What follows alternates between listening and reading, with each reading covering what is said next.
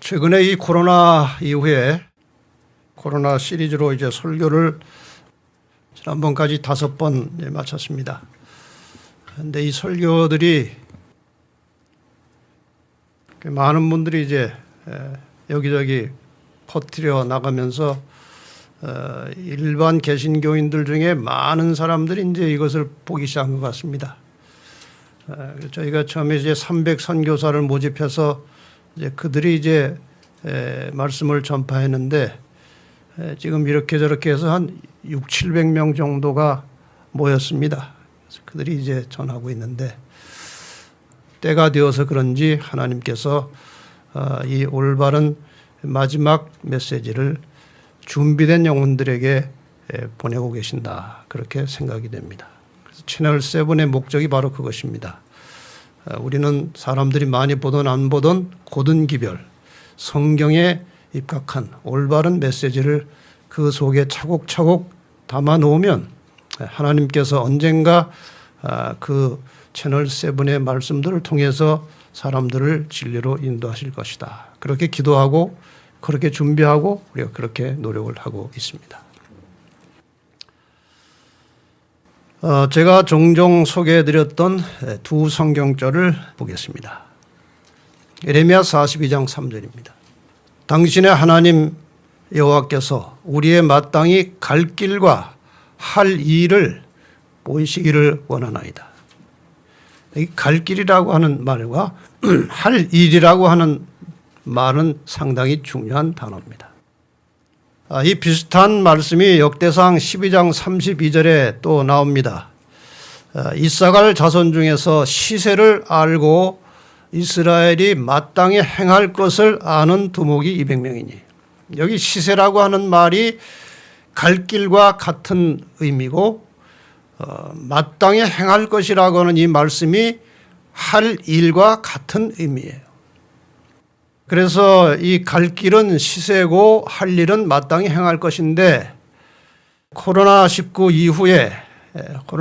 이후에 세상이 어떻게 변할 것인가에 대해서 5회에 걸쳐서 말씀을 드렸는데 이것은 시세와 갈 길을 성경 예언을 중심으로 여러분에게 제시해 드린 것입니다. 시세, 지금 때가 어느 때인가, 이 인류의 역사가 어디로 갈 것인가 하는 이 부분을 말씀을 드렸습니다.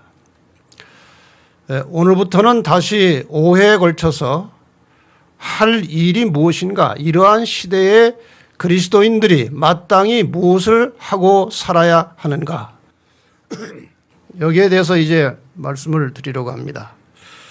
물론 사람의 생각이나 제 개인적인 생각이 아니고 이 모든 말씀의 기초를 성경을 가지고 여러분들에게 우리가 앞으로 어떻게 살아야 될 것인지에 대해서 5회에 걸쳐서 나누어서 말씀을 드리겠습니다. 그래서 이제 총 제목을 코로나19 이후, 그 전에는 이 세상이 어떻게 변할 것인가에 대해서 말씀을 드리는데 이 변한 세상에, 변해가는 세상에서 누가 살아남을 것인가, 이런 주제로 말씀을 드리려고 합니다. 계시록 12장 17절에 이 마지막 시대를 향해서 주시는 말씀이죠. 용이, 사탄이 여자에게, 교회에 분노하여 돌아가서 그 여자의 남은 자손 곧 하나님의 계명을 지키며 예수의 증거를 가진 자들로 더불어 싸우려고 바다 모래 위에 섰더라. 여기 남은 자손이라고 하는 말씀이 나옵니다. 이것은 사탄이 수많은 사람들을 흔들어 떨어뜨리고 그 다음에 떠나게 하고 핍박해서 교회를 이탈하도록 할 것인데 살아남아야 된다는 거예요. 그래서 사탄의 전략에 넘어가지 않고 세상의 권력이나 세상의 환난이나 핍박에 굴복하지 않은 자들, 끝까지 하나님의 계명, 하나님의 말씀에 충실한 자들만이 살아남을 것입니다. 그래서 과연 이후 세대에 누가 살아남을 것인가, 이 주제를 마음에 품고 이제 한동안 또 말씀을 드리겠습니다. 역사를 잠깐 짚어보겠습니다. 예수님께서 이 땅에 탄생하신 전후를 통해서 역사의 시간이 바뀌었습니다. 그래서 BC 그리고 AD 이렇게 바뀌었습니다. 물론 나중에 한 4년의 차이가 있었지만 어쨌든 기준은 예수 그리스도의 탄생으로 역사의 시간이 좌우로 나누어졌습니다. 그래서 BC는 예수님 오시기 전 그런 뜻이고, AD는 라틴어입니다. 아노라고 하는 말은 해, 연대, 기원 그런 뜻이고, 도미니는 주님이라고 하는 뜻입니다. 그래서 주님이 오셔서 주님으로부터 시작된 주님의 연대, 그것을 AD라고 합니다. 그 이후에 누구든지 예수를 믿으면 산다, 예수를 믿으면 구원을 받는다고 하는 복음이 온 세상에 전파되었습니다. 그리고 지금 거의 세상의 마지막 때가 가까이 온 것입니다. 그런데 갑자기 코로나라는 것이 왔습니다. 예수님 오시기 전에 코로나가 먼저 왔어요. 그래서 이 코로나를 기준으로 제가 연대를 한번 이렇게, 이건 뭐 제 나름대로 개인적으로 하는 것입니다만은, 코로나 이전, BC예요. Before Corona. BC가 있고, 그 다음에 AD는 그냥 제가 영어로 대충 만들어 봤는데, After Damage예요. 이 피해, 이 손실 이후에 과연 인류의 역사가 어떻게 될 것이냐 하는 거예요. 그런데 그동안 예수 믿고 구원받는다고 하는 이 복음이 많은 사람들이 오해, 곡해해서 그냥 믿기만 하면 된다는 식으로 많은 사람들이 가르침을 받았습니다.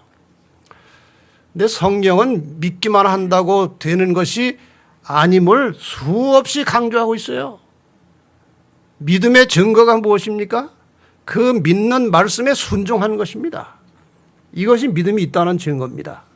그래서 이 애프터 데미지, 코로나 이후에 이러한 손실 이후에는 그냥 막연하게 예수 믿는 것 가지고 살아남을 것이 아니고 예수를 믿고 순종하는 자들이 살아남는 것입니다. 성경의 모든 가르침은 말씀에 순종하는 사람들이 살 것이라고 하셨어요. 신명기 8장 1절에 보면, 내가 오늘날 명하는 모든 명령을 너희는 지켜 행하라. 그리하면 너희가 살고. 하나님께서 인간들에게 주시는 모든 말씀은 사람을 위해서 주시는 것입니다. 단 한 가지도 사람이 그것을 순종해서 하나님이 덕볼 것은 아무것도 없습니다. 그죠? 하나님은 사람이 그 말씀을, 하나님 말씀을 순종할 때 하나님은 마음이 기쁘신 것이지 덕볼 건 하나도 없어요. 그래서 이 끊임없이 하나님의 모든 말씀의 흐름은 인간의 행복과 건강과 생명을 위해서 주시는 하나님의 말씀에 순종하라는 것입니다. 그러면 살 수 있다는 거예요. 이 코로나 이후에 살 수 있는 길은 막연한 믿음이 아니고 믿고 순종할 때 살아남는다는 것을 전제로 시작을 하는 것입니다. 사람에게는 이 생존을 위한 본능이라는 것이 있습니다. 살고 싶어요. 살아남고 싶어요. 동물이나 곤충도 마찬가지예요. 저는 그 파리나 모기가 참 신기해요. 모기가 다닐 때 이렇게 한번 탁 잡으려고 하는데 못 잡고 탁 튀잖아요. 그러면 얼마나 빨리 도망가는지 몰라요. 왜 그래요? 자기가 죽을 것 같다는 거예요. 파리도 마찬가지예요. 구물구물 하다가도 툭 치면요, 그냥 도망을 가는 거예요.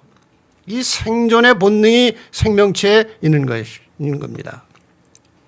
사람도 마찬가지입니다. 그런데 중요한 것은 주어진 목숨이 있는 동안에 사느냐 아니면 영원히 사느냐 이거예요. 이게 문제입니다. 세상이 추구하는 생명의 본능은 장수입니다.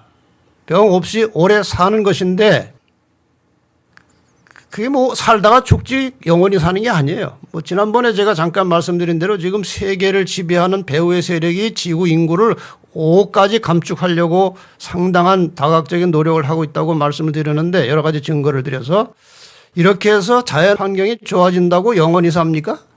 살다가 죽어요. 그러나 성경이 말하는 삶은 영원한 삶을 말하는 것입니다. 과연 누가 살아남아서 영원히 살 것인가?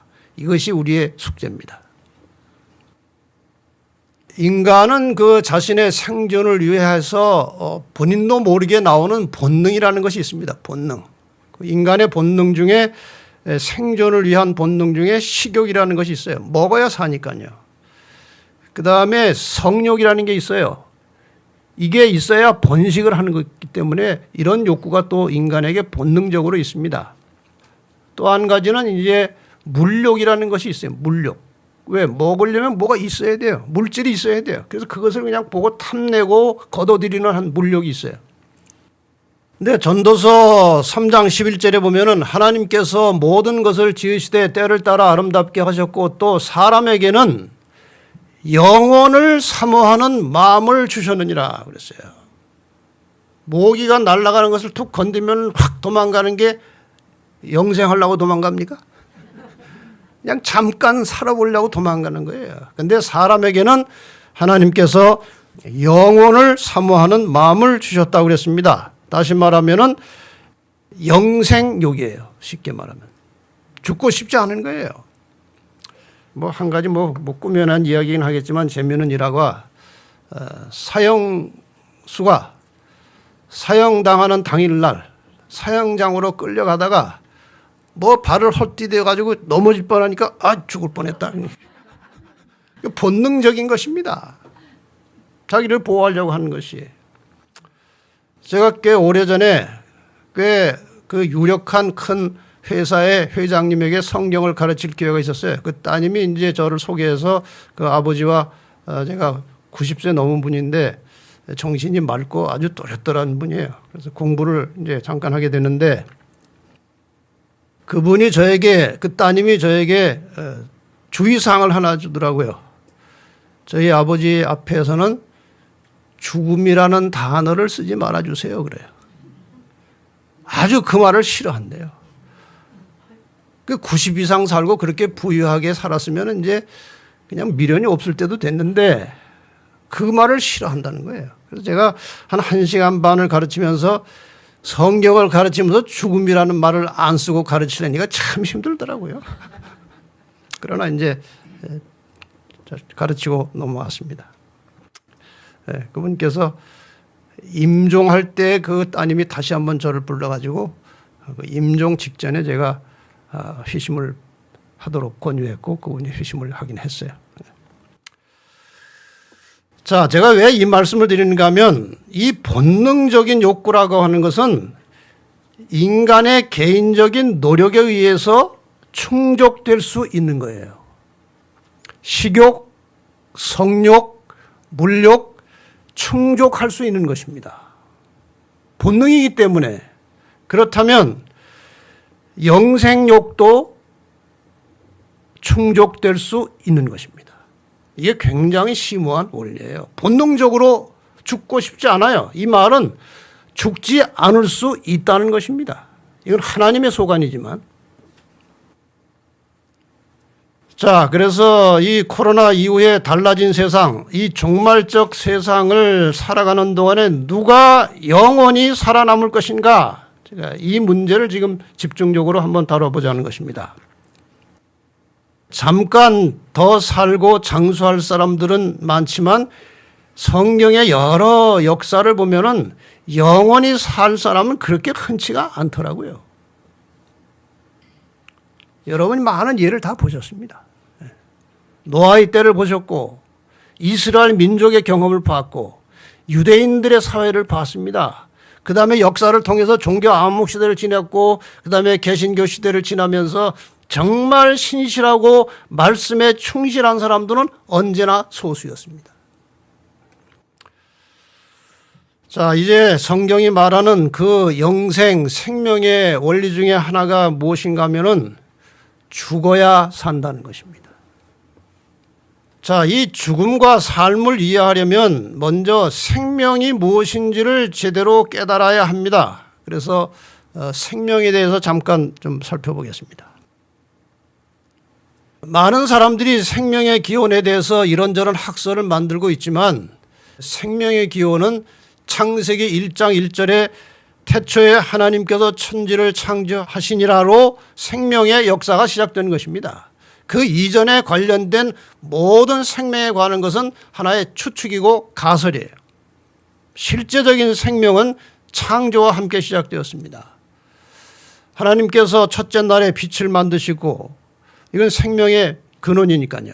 그 다음에 하늘을 만드시고 바다와 땅과 식물을 창조하시고 해달 별을 보여내시고 물고기와 새들을 만들어 주시고 그 다음에 여섯째 날 곤충과 동물과 사람을 창조하시고 그 다음에 7일째에는 일을 하지 않고 쉬심으로 창조된 사람에게 하루의 휴식을 주시고 인생을 시작하도록 하셨습니다. 그러니까 인생은 일하고 쉬는 것이 아니고 쉬고 일하는 것입니다. 이렇게 해서 이제 7일 사이클이 시작되는데 참 신기하고 놀랍게도 이 창조 때에 시작된 일주일 7일이라고 하는 사이클이 아직도 아무도 못 고치고 여기까지 왔다는 것입니다. 이것은 하나님께서 세상 끝날까지 안식일을 보존하시기 위한 하나님의 특별한 섭리에 의해서 여기까지 온 것이 확실합니다. 그렇지 않고는 이렇게 인간 제도가 이렇게 오랜 세월 동안 변치 않고 오기는 불가능한 것입니다. 자, 사람이 어떻게 만들어졌는지 한번 보십시다. 창세기 1장 26절에 하나님이 가라사대 우리가 우리의 형상을 따라 우리의 모양대로 사람을 만들자 하고 이제 사람을 창조하셨는데 방법은 창세기 2장 7절에 언급해 나옵니다. 여호와 하나님이 흙으로 사람을 지으시고 생기를 그 코에 불어넣으시니 생령이 된지라. 살아있는 사람이 됐다. 이 생령이라는 단어가 그렇게 적절한 단어는 아닙니다만 어쨌든 산 존재, 어떤 영어 성경에서는 living being 이렇게 존재라고 나와 있어요. 살아있는 존재가 되었습니다. 그런데 여기 흙이라고 하는 것은 이제 히브리어로 아파르라고 하는 말인데 이것은 흙 덩어리나 어떤 흙 자체보다는 흙을 구성하고 있는 흙의 최소 단위, 먼지, 티끌, 재 이런 의미를 가지고 있습니다. 요즘에 우리의 언어로 용어로 표현하자면 원소라고 할 수 있습니다. 흙을 구성하는 원소. 자, 하나님께서 흙의 원소를 취해서 사람을 구성하셨다. 이게 훨씬 가까운 말 같습니다. 그냥 진흙으로 공작 시간에 뭐 이렇게 만들듯이 이렇게 주물떡주물떡해서 만든 게 아니고 흙의 원소를 사용해서 인체를 구성하셨다. 이것이 훨씬 가까운 해석이라고 봅니다. 자, 흙의 성분, 흙의 원소를 보시면 산소, 탄소, 수소, 질소, 칼륨 해서 한 12가지 있습니다. 그런데 이 사람을 분해해 보면 흙의 원소와 똑같습니다. 똑같아요. 그러니까 사람을 구성하는 이 인체의 원소를 화공약품 가게에 가서 사면은 몇만 원어치밖에 안 되는 거예요. 그런데 뭐가 들어가서 값이 그렇게 비쌉니까? 생명이에요. 생명이 들어가기 때문에 값으로 헤아릴 수가 없는 것입니다. 그래서 인간의 생명을 구원하시기 위해서 값으로 헤아릴 수 없는 생명을 가지신 주님께서 오셔서 그 생명을 지불하신 것입니다. 창세기 3장 19절에 내가 얼굴에 땀이 흘러야 식물을 먹고 필겨운 흙으로 돌아가리니 그 속에서 내가 취함을 입었음이라. 너는 흙이니 흙으로 돌아갈 것이니라. 여러분, 인간이요, 하나님께서 주신 생명이 거두어지면 흙덩어리예요. 하나님 없이 절대로 교만한 생각 품지 말고 사십시다. 흙덩어리가 뭐가 그렇게 잘난 게 있습니까? 아무것도 아니에요. 그래서 죽음이라고 하는 것은 공식으로 말하자면 흙과 생기가 분리되는 겁니다. 사람 몸에서 생기가 빠져나오면 흙이에요. 그런데 이 흙과 생기가 분리되는 죽음의 원인이 무엇이냐 하는 거예요. 최초의 죽음, 인간에 대한 최초의 사형 선고는 선악과 문제로 시작됐습니다. 그런데 선악과 먹으면 왜 죽습니까? 우리가 이 근본적인 문제를 제대로 이해를 해야 구원받는 것이 무엇인지도 이해를 할 수 있습니다. 선악과를 먹으면 왜 죽습니까? 자, 우선 성경이 말하는 이제 사망의 원인은 로마서 6장 23절에 죄의 삭은 사망이요 그랬습니다. 죄의 삭은 사망이요 하나님의 은사는 그리스도 예수 우리 주 안에 있는 영생이니라. 여기 사망이라는 말과 영생이라는 말이 동시에 같이 나와요. 그런데 죽는 것은 죄 때문이고 사는 것은 하나님의 은혜라고 되어 있습니다. 자, 이게 도대체 무슨 원리인지 한번 보십시다. 아담과 하와가 처음 창조되었을 때는 살다가 죽는 것이 아니고 영생하도록 되어 있었습니다. 그런데 무조건 영생이 아니고 조건부 영생입니다. 어떤 조건이었습니까? 창세기 2장 17절에 선악을 알게 하는 나무의 실과는 먹지 말라. 먹는 날에는 정녕 죽으리라 그랬어요. 죽을 수도 있었어요. 선악과를 먹으면 죽는 것입니다. 그 다음에 또 다른 말씀 창세기 3장 22절에 보면 그가 그 손을 들어 생명나무 실과도 따먹고 영생할까 하노라. 그러니까 영생하려면 무엇도 먹어야 돼요. 생명과일은 먹고 선악과는 먹지 말아야 하는 것입니다. 그래서 영생의 조건은 두 가지인데 첫째 선악과는 먹지 않을 것, 둘째 생명과를 계속 먹을 것, 이것이 조건이에요. 자, 그런데 여러분 이 선악과와 생명과가 어디 있었습니까? 다른 모든 실과 나무에 대한 언급은 나오지 않아요. 그런데 에덴 동산에 이 선악과와 생명과일의 나무에 대한 특별한 언급이 나오죠. 위치가 어디 있습니까? 창세기 2장 9절에 보면 여호와 하나님이 그 땅에서 보기 아름답고 먹기에 좋은 나무가 나게 하시니 동산 가운데는 생명나무와 선악을 알게 하는 나무도 있더라 그랬어요. 그러니까 동산 중앙에 두 나무가 옆에 같이 있는 것입니다. 그러면은 영생의 조건 중에 하나가 무엇인가 하면은 생명나무 과일을 먹어야 됩니다. 먹으러 갑니다. 가면은 피할 수 없이 볼 수 있는 게, 봐야 되는 게 뭡니까? 선악과를 보는 거예요. 그럼 이 피할 수 없이 만나게 된 생명과 먹으러 갔다가 보게 된 선악과를 보는 순간에 무슨 생각을 하는 것입니까?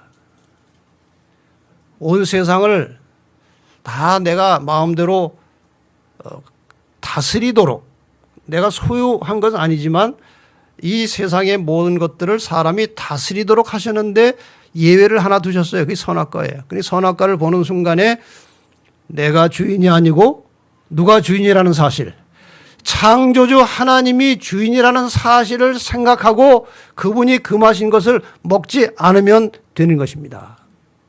이것이 원리예요.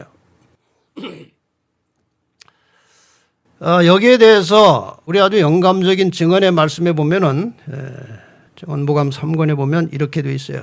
이 나무는, 선악과 나무는 하나님이 만물의 소유주의심을 끊임없이 상기시켜 주는 것으로서 유보하셨다.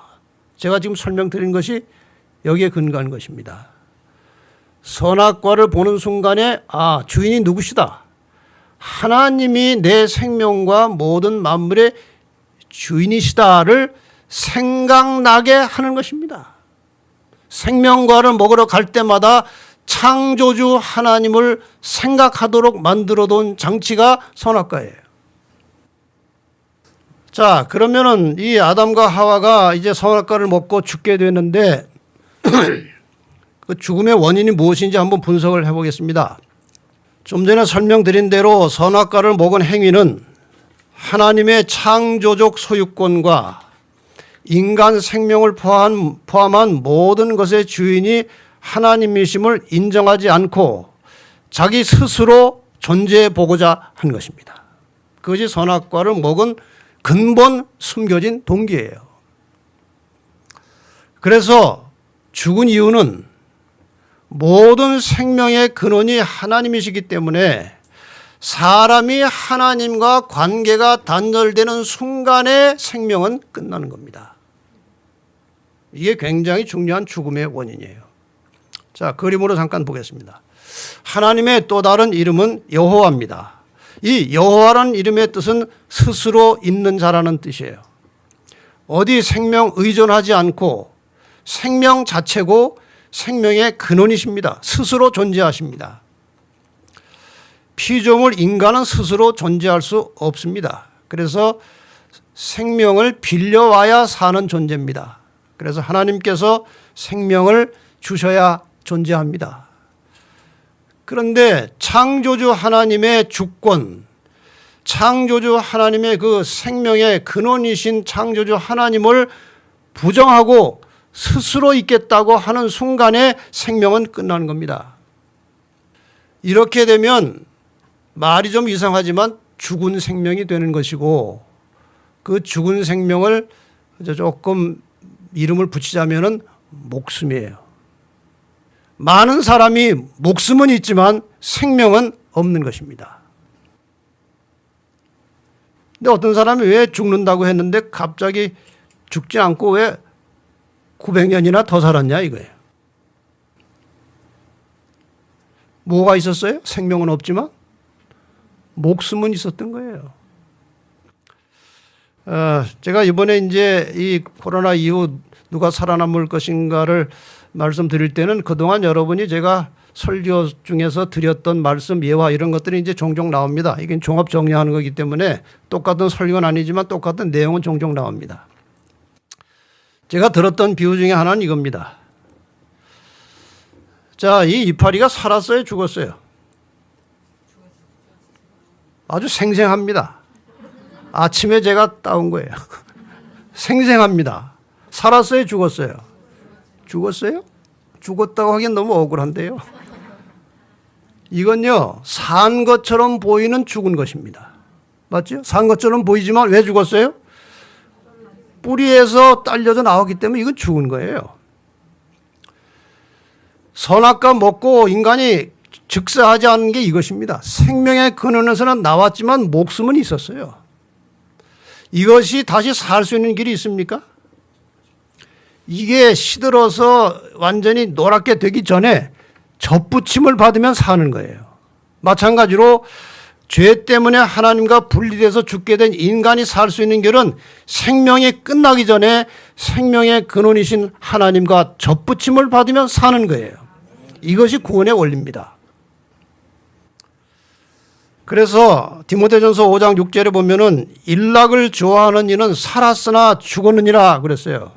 그냥 뭐 되는 대로 먹고 사는 사람들은 산 것처럼 보이지만 뭐라고요? 죽었다고 그랬어요. 근데 여기 죽은 자가 산 자가 될 수 있는 길이 있습니다. 좀 전에 말씀드린 대로 죄의 값, 사망을 지불해야 됩니다. 사망에 대한 값을 지불해야 살아요. 그 다음에 생명의 근원이신 하나님과 다시 연결돼야 삽니다. 맞습니까? 이 두 가지가 있어야 돼. 죄값을 지불하고 하나님과 다시 연결되어 사는 것입니다. 여기에 대해서 로마서 5장 8절에 보면은 우리가 아직 죄인 되었을 때에 그리스도께서 우리를 위하여 죽으심으로 하나님께서 우리에 대한 자기의 사랑을 확증하셨느니라. 아직 죄인인 상태에서 누가 우리를 대신해서 돌아가셨어요? 예수님께서 우리를 대신해서 돌아가셨어요. 고린도서 5장 21절에는 하나님이 죄를 알지 못하신 자로 우리를 대신하여 죄를 삼으신 것은 우리로 하여금 저희 안에서 하나님의 의가 되게 하려 하심이니라. 우리가 죄인이라 하나님과 접근을 할 수 없었습니다. 그런데 우리를 대신해서 예수님이 대신 죄가 되셨어요. 그 덕분에 우리는 하나님의 의가 되어서 다시 살 수 있게 되었다는 것입니다. 요한일서 2장 2절에 보면은 저는 우리 죄를 위한 화목 제물이니 우리만 위할 뿐 아니요 온 세상의 죄를 위하심이라. 예수님께서 뭐가 되셨다고요? 화목제물이 되셨습니다. 화목제물. 자, 지금까지 말씀을 잘 생각해 보면 죽은 자가 살 수 있는 길이 이제 열렸습니다. 첫째, 죽어야 산다는 이 말씀 첫 번째 원리는 예수께서 죄인을 살리시기 위하여 돌아가셨습니다. 그분이 돌아가심으로 살게 되었다는 말입니다. 자, 최초의 인간이 범죄했을 때 있었던 사건을 잠깐 보십시다. 창세기 3장 21절에 여호와 하나님이 아담과 그 아내를 위하여 가죽옷을 지어 입히시니라. 왜 갑자기 가죽옷을 입혔습니까? 아담과 하와가 선악과 따먹고 범죄한 다음에 갑자기 이상한 생각이 들었어요. 하나님과 분리되는 순간에 공포심, 두려움, 근심, 걱정 그리고 수치심이 한꺼번에 몰려왔어요. 그래서 얼른 모아가나 잎사귀로 옷을 대충 엮어서 입었는데 하나님께서 그것을 보시고 벗기시고 가죽 옷을 지어 입히셨다고 그랬습니다. 이 가죽은 어디서 나옵니까? 짐승한테서 나옵니다. 근데 이 아담과 하와의 가죽 옷을 위해서 죽은 짐승이 무엇은 짐승일까요? 양이라는 말은 없는데 그 이후에 쭉 역사를 보면 그건 틀림없이 뭡니까? 양의 가죽이었습니다. 저렇게 하얗게 아무 죄 없는 순수한 순결한 양이 이 아담과 하와가 저질러 놓은 죄를 해결하기 위해서 찢겨서 피 흘려 죽은 것입니다. 이게 놀라운 섭리와 원리가 여기 들어있는 것이에요. 여기에서 양은 장차 인류를 구원하시기 위해서 피 흘려 돌아가실 예수 그리스도를 상징하는 것입니다. 아무 죄 없는 양 몇 마리가 인간의 죄를 가리기 위해서 피 흘려 죽음으로써 희생을 당했듯이 예수님께서 아무 죄가 없으시지만 인간의 죄를 대신 짊어지시고 십자가에 돌아가실 것을 예표한 것입니다. 자, 드디어 예수님께서 돌아가셨습니다. 이전에 에덴 동산에서 가죽옷으로 시작된 어린 양의 희생이 구약 시대의 전 이스라엘 역사를 통해서 그 희생 제사가 계속됐고 그 피 흘려 죽어가던 희생양이 상징하던 독생자 예수께서 친히 이 땅에 오셔서 십자가에 돌아가심으로 사망의 원인인 죄의 값을 지불하셨습니다. 이렇게 해서 예수 그리스도를 통해서 구원의 길이 열렸는데 그 원리는 이것입니다. 천사의 죽음으로는 죄값이 갚아지지 않습니다. 이런 원리입니다. 예수 그리스도는 신성을 가지고 계신 하나님이시고 동시에 인자가 되신 인성을 가지신 분이에요. 동시에 하나님이면서 사람인 존재는 예수밖에 없어요. 그래서 이 예수님의 신성으로는 하나님과 연결이 되고 예수님의 인성으로는 사람과 연결이 되어서 예수 그리스도를 통해서 하나님과 사람이 화목하게 되었다는 말씀이 고린도서 5장 18절에 나옵니다. 모든 것이 하나님께로 났나니 저가 하나님께서 그리스도로 말미암아 우리와 자기를 화목하게 하시고 또 우리에게 화목하게 하는 직책을 주셨으니 예수께서 십자가에 돌아가심으로 그분의 신성과 인성이 하나님과 우리를 연결시켜 놓으셨습니다. 이것을 다른 말로 화목되었다고 말합니다. 그전에 죄 때문에 불화한 관계였어요. 그런데 예수께서 죄값을 지불하심으로 다시 하나님과 죄인 사이가 화목하게 되었다는 것입니다. 이 화목하게 되었다는 증거가 무엇이냐? 다른 사람과 화목하게 살고 있는 것입니다. 그건 매우 중요한 증거예요. 하나님과 화목된 관계에 들어간 사람의 매우 중요한 특징은 다른 사람과도 화목하게 사는 것입니다. 굉장히 중요한 문제입니다. 이것은. 예수님께서 십자가에 돌아가시기 전에 이렇게 이미 말씀을 하셨습니다. 예수께서 가라사대 내가 곧 길이요 진리요 생명이니 나로 말미암지 않고는 아버지께로 올 자가 없느니라. 얼마 전에 미국에서 어떤 분이 저에게 이메일로 질문을 해오셨어요. 뭐 이슬람 또 불교 뭐 이런저런 종교가 기독교가 말하는 이 예수 믿고 구원받는 것과 뭐 좀 어떻게 연관이 됩니까? 그러니까 다른 거 믿으면 구원을 못 받습니까? 이렇게 질문을 해왔어요. 그 다음에 예수님을 도무지 믿을 기회도 없고 뭐 아무런 예수 예자도 못 들어보던 사람들이 죽었을 때는 그 사람은 구원이 어떻게 되는 겁니까? 그래서 제가 이제 여러 성경절을 가지고 이제 솔직하게 설명을 드렸는데 회신이 오긴 왔어요. 하는데 미국 사람들한테 이런 질문하면은 짜증나는 질문이라고 짜증을 내는데 아주 솔직하게 답변을 해 주셔서 지금 현재로서 들을 수 있는 최선의 답변을 주셔서 감사합니다. 좀 해소가 되는 모양이에요.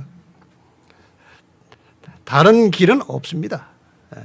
물론 하나님께서 그 개인의 양심과 처지를 보시고 공정하게 심판하시겠지만 구원의 길은 예수 그리스도를 벗어나면 불가능한 것입니다. 왜? 구원이란 영생인데 생명은 하나님만이 주고받을 수 있는 것입니다.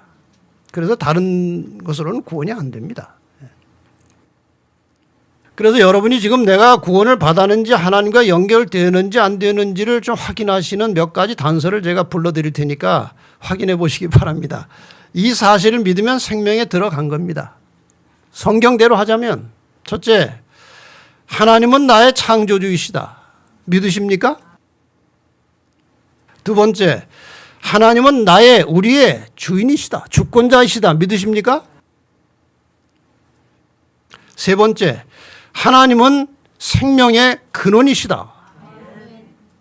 믿습니까? 네 번째, 하나님은 우리의 구원자이시다. 다섯 번째, 예수 그리스도를 통해서 우리는 다시 생명의 근원이신 하나님과 연결될 수 있다. 그러면은 생명이 온 겁니다. 이게 성경이 말하는 생명의 원리예요. 그래서 예수님께서 이 땅에 사시는 동안에 특별한 대화를 하신 것이 있는데 이런 것입니다. 마태복음 8장 21절과 22절에 보면 어느 날 한 제자가 와서 예수님께 질문합니다. 주여, 나로 먼저 가서 부친을 장사하게 허락하옵소서. 내 장례식 좀 하고 오겠습니다.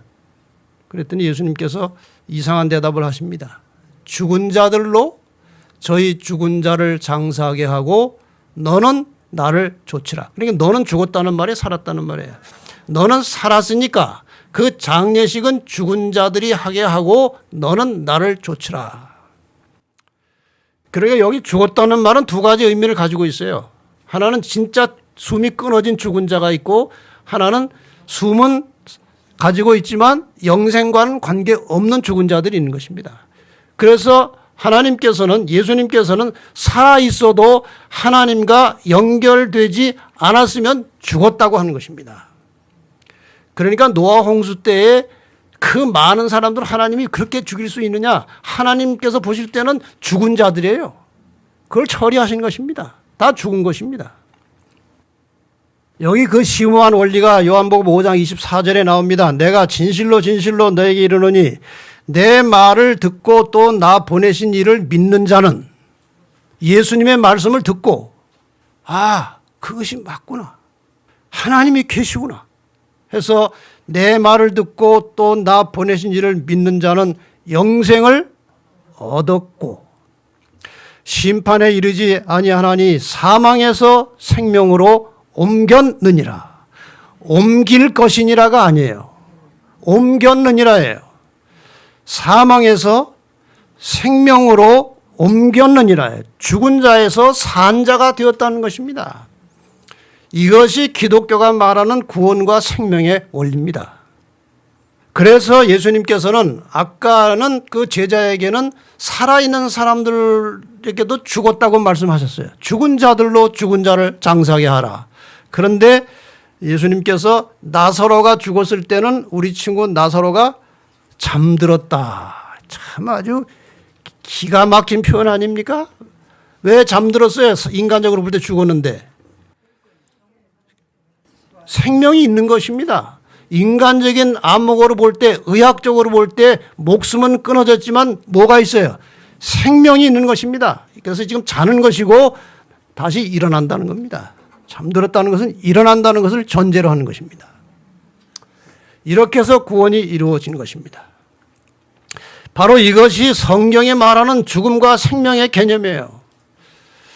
그다음에 죽어야 산다. 두 번째, 죄인이 살려면 예수와 함께 자신도 죽어야 합니다. 예수께서 나의 죄를 위해서 십자가에 못 박혀 돌아가신 것을 믿는 순간에 나도 함께 죽은 것입니다. 이걸 깨달아야 돼요. 갈라디아 2장 20절에 사도 바울이 이렇게 말했습니다. 내가 그리스도와 함께 십자가에 못 박혔나니 그런즉 이제는 내가 산 것이 아니요 오직 내 안에 그리스도께서 사신 것이니, 내가 산 것이 아니라는 말은 무슨 말이에요? 죽었다는 것입니다. 내가 그리스도와 함께 십자가에 못 박혔나니 그런즉 이제는 나는 죽은 것이다. 산 것이 아니다. 오직 내 안에 그리스도께서 사신 것이라. 이제 내가 육체 가운데 사는 것은 나를 사랑하사 나를 위하여 자기 몸을 버리신 하나님의 아들을 믿는 믿음 안에서 사는 것이라. 죽은 것입니다. 죽었으면 장례식을 해야 됩니다. 예수님도 돌아가신 다음에 장례식 했잖아요. 무덤에 들어가셨잖아요. 영적으로 죽는 장례 의식을 거쳐야 합니다. 이것이 바로 무엇인가요? 이게 침례예요. 사도 바울이 로마서에 아주 명확하게 얘기했습니다. 무릇 그리스도 예수와 합하여 침례를 받는 우리는 그의 죽으심과 합하여 침례를 받는 줄을 알지 못하느냐. 그러므로 우리가 그의 죽으심과 합하여 침례를 받음으로 그와 함께 뭐가 됐어요? 장사되었나니 이는 아버지의 영광으로 말미암아 그리스도를 죽은 자 가운데서 살리심과 같이 우리로 또한 새 생명 가운데서 행하게 하려 함이라. 만일 우리가 그의 죽으심과 같은 모양으로 연합한 자가 되었으면 또한 그의 부활과 같은 모양으로 연합한 자도 되리라. 여러분, 침례를 통해서 우리가 죽었다가 다시 살아나는 거예요. 그러니까 변질된 세례는 침례를 대체할 수 없는 것입니다. 그거는 12세기 십자군 전쟁 때 군인들이 막 떼거리로 몰려오니까 그거 감당이 안 되니까 뿌리기 시작한 것이고요. 원래 그리스도인이 되는 과정 속에서의 거듭남은 물에 잠기는 장례식을 해야 되는 것입니다. 그림으로 제가 잠깐 설명드리겠습니다. 우리를 위해서 돌아가신 예수 그리스도의 십자가를 바라보는 순간에 나도 죽었다는 느낌을 가져야 합니다. 나도 죽었다는 거예요. 갈라디아 5장 24절에 말씀하십니다. 그리스도 예수의 사람들은 육체와 함께 그 정과 욕심을 십자가에 못 박았느니라. 죽었느니라예요. 그 다음에 고린도서 5장 14절에 그리스도의 사랑이 우리를 강권하시는도다. 우리가 생각건대 한 사람이 모든 사람을 대신하여 죽었은 즉 모든 사람이 뭐한 것이라? 죽은 것이라. 죽은 거예요. 그래서 이제 일단 죽었습니다. 그리스도 십자가와 함께 나는 죽은 것입니다. 예수님께서 무덤 속에 장사 지낸 바 되셨듯이 내가 죽었으면 물 무덤 속에 들어가서 장례식하는 것입니다. 침례는 장례식이에요. 그 다음에 예수님께서 사시 3일 만에 살아나셨습니다. 물 무덤에서 올라오는 순간에 우리는 다시 부활하는 것입니다. 이렇게 해서 새 생명으로 태어나는 것이죠. 침례받는 장면 여러분이 늘 보시던 것이지만 저렇게 해서 물 속에 들어가는 것이 저기 장례식이에요. 숨 안 쉽니다. 저기 죽음이에요. 그 다음에 물에서 올라오면서 숨을 쉬는 것이 이제 살아난 거예요. 침례가 이렇게 중요한 의미를 가졌는데 요즘 사람들이 침례를 너무 소홀하게 생각해요. 어쨌든 이렇게 해서 죽고 살아났을 때를 고린도서 5장 17절에 그런즉 누구든지 그리스도 안에 있으면 새로운 피조물이라. 이전 것은 지나갔으니 보라 새 것이 되었도다. 이렇게 해서 이제 새로운 삶이 되는 것이고 예수님께서 이것을 인정하시기 때문에 예수님 자신도 침례를 받으셨습니다. 예수님 자신은 침례받을 필요가 없는 분이에요. 이미 그분은 태어날 때 성령으로 태어나신 분이에요. 다시 물과 성령으로 나실 이유가 없습니다. 그런데 이렇게 보여주신 것은 사람이 거듭나는 새롭게 하나님의 나라의 백성으로 태어나는 과정에 이것이 필요하기 때문에 이것을 우리에게 보여주신 것이죠. 세 번째로 죽어야 산다. 이것은 이제 침례를 통해서 죽었다가 부활한 사람은 날마다 자아가 죽어야 합니다. 왜 다시 계속 죽어야 됩니까? 베드로전서 3장 21절에 침례에 대한 설명이 나옵니다. 물은 예수 그리스도의 부활하심으로 말미암아 이제 너희를 구원하는 편이 곧 무엇이라? 침례라. 구원과 침례 관계에 있습니다. 침례라. 물론 마음의 동기가 중요하지만요. 육체의 더러운 것을 제하여 버림이 아니요 오직 선한 양심이 하나님을 향하여 찾아가는 것이라. 이게 무슨 말입니까? 침례받고 구원 받았는데 육체의 더러운 것이 다 제해진 것이 아니라는 말이에요. 예를 들겠습니다. 폭력 범죄로 재판을 받고 1억 원의 벌금형을 받은 죄인이 있었습니다. 그 벌금을 낼 능력이 없습니다. 그래서 아버지가 아들에게 와서 다시는 그런 일을 하지 말라고 간곡하게 타이르고 아들도 그렇게 하겠다고 결심을 해서 아버지가 1억 원 벌금을 지불했습니다. 법적으로 이제 죄인이 아니에요. 의인이 되었습니다. 그래서 이 아들이 이제 더 이상 죄인이 아니기 때문에 아버지하고 이제 좋은 관계로 들어가서 아버지의 그 은혜에 감사해서 다시는 폭력하지 않겠다고 이제 결심을 단단히 했는데 살다 보니까 또 화날 때가 있고 그때마다 무슨 생각이 들어요? 옛날에 하던 습관이 있으니까 한 번씩 하고 싶은 거예요. 이게 올라오는 거예요. 육체에 더러운 것이 다 죄진 것이 아니고 의인이 되었지만 이것이 또 올라오는 거예요. 제가 이제 고등학교 때 기숙사 생활했는데 제 고1 때 고3이 이제 고3 형님이 한 번 어디서 전학을 왔는데 아주 겸손해요. 그렇게 겸손할 수가 없어요. 그냥 바닥 청소도 자기가 다 하고 말투도 겸손하고 그래요. 나중에 알고 보니까 주목색에 있던 사람이에요. 그 뭐 합기도 무슨 뭐 유도 뭐 태권 해가지고 합치니까 10몇 단이에요. 그리고 그 하급생한테도 잘해요. 근데 한번 체육대회 하다가 영문과생하고 축구과 하다가 뭔가 트러블이 생겼어요. 그 영문과생이 신학과생들을 막 무시하고 덤벼드니까 이 사람이 중간에 딱 나가더니 주먹이 나오는 거예요. 한 번 맛 좀 볼래 너희들? 그러니까 그 영문과 학생들이 쏙 들어가더라고. 그게 나오는 거예요. 평온하게 살다가도 자극이 되면 나오는 거예요. 사도 바울이 그러한 고민을 했습니다.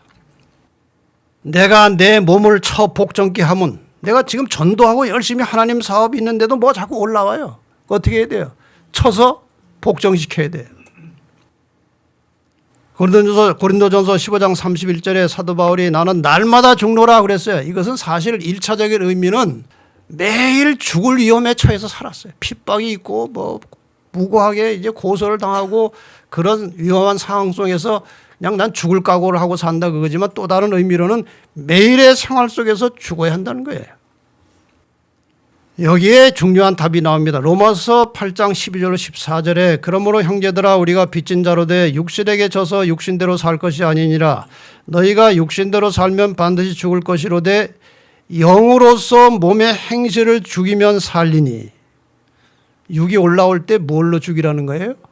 영으로 죽일 수 있다는 거예요. 자기 의지로 안 된다는 것입니다. 영으로 죽일 수 있다는 거예요. 무릇 하나님의 영으로 인도함을 받는 그들은 곧 하나님의 아들이라. 우리가 물과 성령으로 침례를 받고 거듭난 이후에 철저하게 성령의 인도를 따라가는 것이 건강하고 정상적인 그리스도인입니다. 그래서 구원받은 이후에 성령의 능력을 의지해서 사는 것이 기독교 신앙의 매우 중심적인 핵심이에요. 물과 성령으로 거듭난 이후에는 성령의 능력으로 살아야 되는 것입니다. 그래서 이 문제에 대해서 충분한 이해와 의식이 없기 때문에 자주 실패하고 변화가 잘 일어나지 않는데, 제가 그래서 이제 지난번 연말에 성령 문제로 한 주간 동안 기도주일 했는데 벌써 다 가물가물하실 것입니다. 그러니까 다시 한번 채널 7에 들어가서 성령을 다시 한번 공부를 하시고, 제가 이 5번 시리즈 마지막에 성령을 또 압축해서 공부를 할 것입니다. 자, 이 싸움을, 이건 뭐 적절한 비유는 아니지만 대충 여러분 이렇게 생각하시면 어떨까 싶어서 제가 동영상을 하나 이제 빌려왔어요. 두더지가 올라오는데 얘가 막 때려서 지금 눕힙니다. 올라오는 대로 그냥 때려서 눕혀요. 하다 보면 시간이 되니까 이제 다 들어가 버렸어요.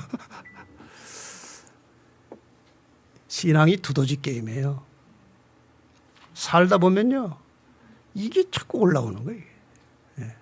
그러니까 저 올라오는 것은 죄된 본성과 길들여진 습관들이에요. 이게 자꾸 올라와요. 사람마다 다 종류가 좀 다릅니다.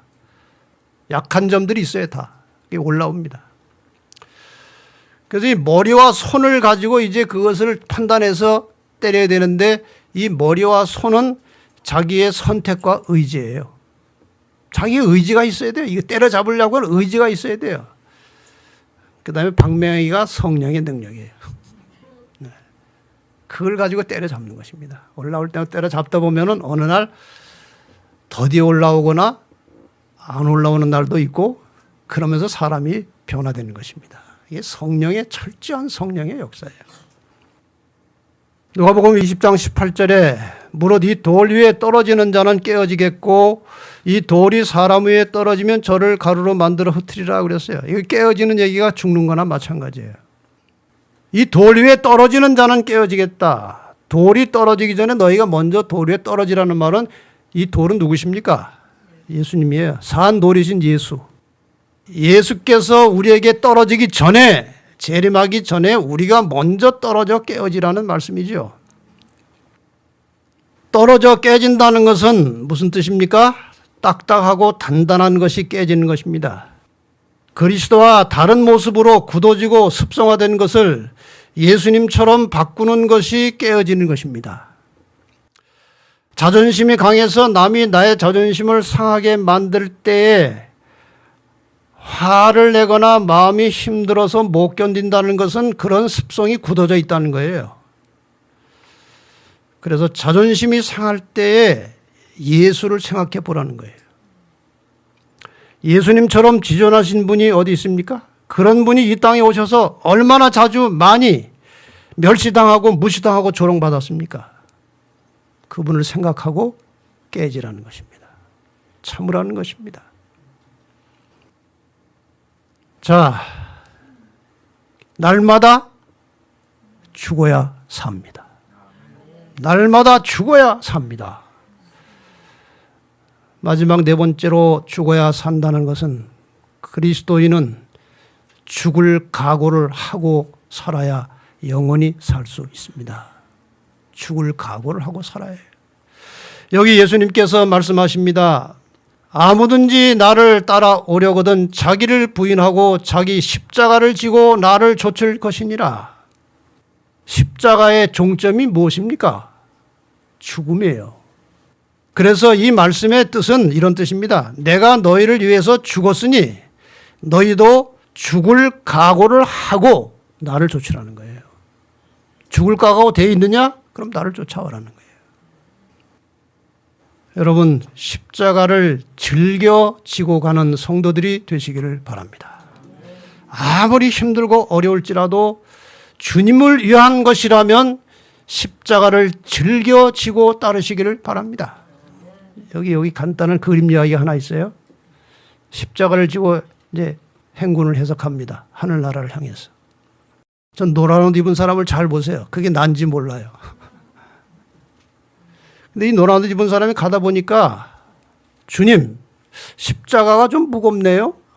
좀 잘라도 될까요? 잘랐어요. 좀 가벼워졌죠? 이제 신바람이 났어요.